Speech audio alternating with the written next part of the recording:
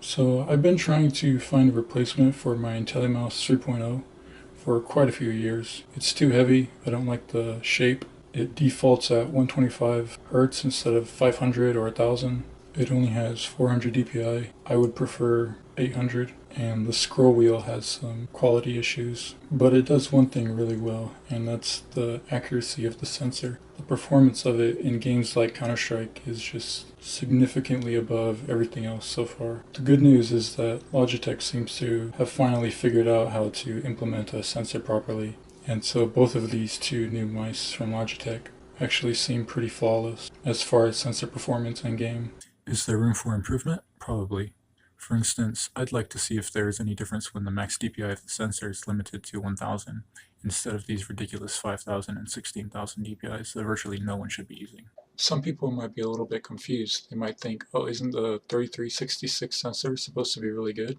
Yes, but the implementation is really important. You can have two mice with the same sensor, and they'll be performing very differently. For example, firmware changes can have major impacts. Also, high DPI is a marketing gimmick. It's actually a scam, since high DPI is actually worse. There's a video of a Logitech engineer actually admitting that high DPI degrades sensor performance. High DPI really just means that the mouse cursor will move faster with less movement. So basically just higher sensitivity. And high sensitivity is actually not very good past a certain point. When you're getting up to like 1000 DPI, that's already like really fast. For maximum accuracy and speed, you're probably going to want to choose something between 400 and 800 DPI for pretty much all games and all monitors, except for some really large monitors. So starting with the G102/G203, it's basically the same mouse, just sold in different areas of the world. Out of the box, the LEDs are really bright, but thankfully you can turn them down in software. The buttons overall seem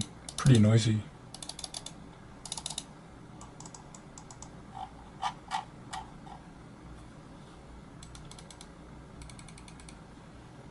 But they're good quality. As is typical for every mouse really, the scroll wheel is too far back, so in palm grip I can't scroll it with my middle finger, and all of these mice are the same way. Using a Notus mouse tester, I measured them both actually at pretty much exactly 800 DPI for 10 centimeters, which is what it's supposed to be.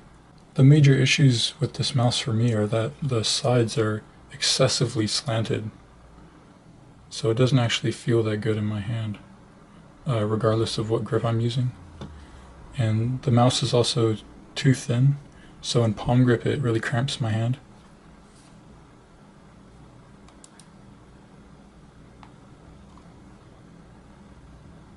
Here are some mouse tester graphs.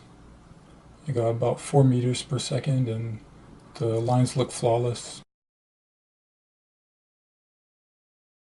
Onto the G403. I'm not particularly thrilled about the shape, but it's not a deal breaker. The deal breaker with this mouse is that it's way too heavy. It needs to be about 20 grams lighter. The buttons seem a little quieter.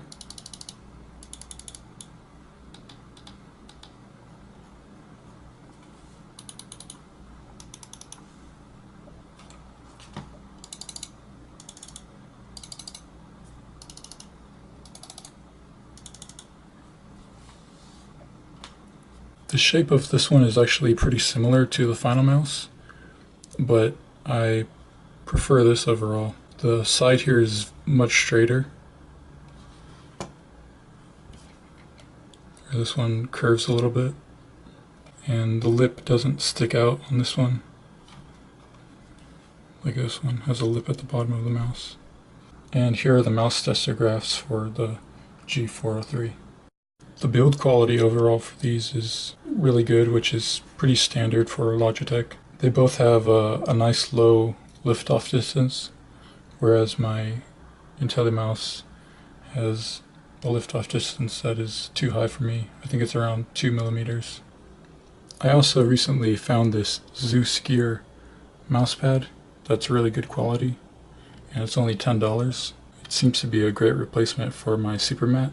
It's on the higher end of friction, but it seems like an ideal amount of friction where it doesn't hinder small movements, but gives some stopping control after fast ones. It's slightly rougher / more friction going top to bottom versus side to side, but for me it's not a significant impact.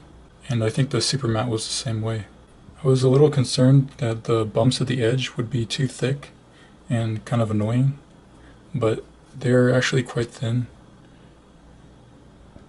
and they don't bother me at all. It also has great traction on my glass desk, so it doesn't slide around at all, no matter how much pressure I put on it.